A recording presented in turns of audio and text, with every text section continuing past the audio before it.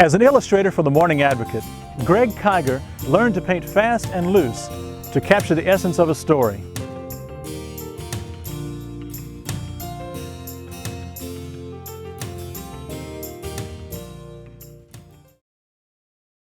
All the different kinds of people. It's just great to go out like these farmers markets and see all these different kinds of people and just get enough brush strokes in there that you can look at it, and there's a lot of those people who say, oh, that's me, or I'll bring some of the paintings back from the painting the month before, and they'll recognize themselves, or some of these people are regular customers coming in there and they'll see themselves.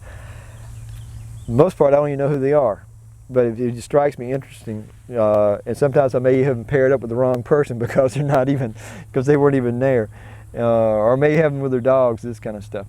But it makes it interesting. It makes it very interesting subject matter, and it's contemporary. I mean, it's the people today, the way the people look today, although they're not spelled out in real detail. I want to leave something for the viewer to see that they can just put in there themselves or add in there themselves. So it's not, so when they look at it, everything isn't just like this. I mean, everything is just like your eye follows everything. There's nothing wrong with having an eye movement, right?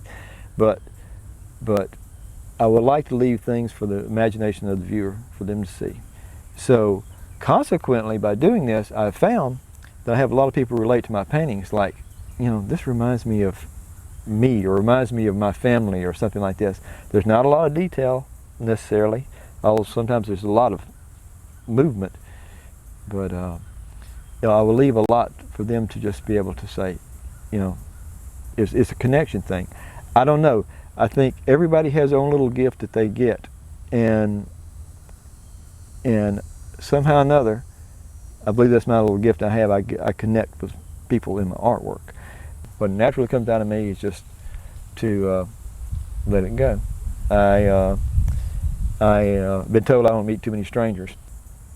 Having worked at the newspaper illustrating stories, I was illustrating reporter stories a lot. A lot of them, we had these stories that ran in the magazine section. It would be like the human condition, or freelance writers to put in. You didn't know this person, you didn't know this person's life, but I guess in the back of my head I've been paying attention ever since I was a child. I love my grandmother very much. I didn't get to know my other grandparents. They died younger, when I was much younger. This one grandmother lived out in the country, and she lived the old style way, because I mean, when I was young, she still didn't have electricity. I remember my father and my uncle putting electricity in, and there was the outhouse and all this kind of stuff. By observing, she didn't have TV, she didn't play a radio, she didn't have any of this kind of stuff, but she did have a creek behind her house. And I got to observe this whole transition of people, that it was her generation, and they would come there and they would sit on the front porch and they would tell their stories. But having known all these different kinds of people and observed different kinds of people, and doing different kinds of jobs, I had many jobs when I was a kid, as a teenager. I even worked at the funeral home for several years. And so you were put in these situations around people that you were talking to people and you listened to people. So what I would do when I do these stories is I would just imagine I was that person. It's really not that hard to do. I mean, you read the story, instead of being Greg Kiger, the illustrator, I'm whoever this woman is who's out there having to battle the gophers in her garden, this kind of stuff. I remember my grandmother doing this kind of stuff. So all I have to do is just sort of get an idea of what the age they are and what they would look like, and what kind of background they were, and then I would do that kind of person. And by doing that, then it was just like when the reader would look at it, then they would see, well, yeah, that's the way I remember it too. The style I paint in is probably a little bit looser than Impressionism. A lot of problems, I think, with artwork, the way people see it, is if it's real detailed, if it's been really worked over, the general public, which I like to call GP, they'll look at it and they think it's a great piece of artwork. It's not a great piece of artwork, it's just been worked over. I mean, they can appreciate the detail and the amount of work that went in it. And that's what is appreciated about it. But I have seen some people paint with just hardly no brush strokes at all. It's just like so loose, and it is just absolutely great. And I know myself that it's easier to do the great big detail thing than it is to let that free motion just come out of your head and just put it on there.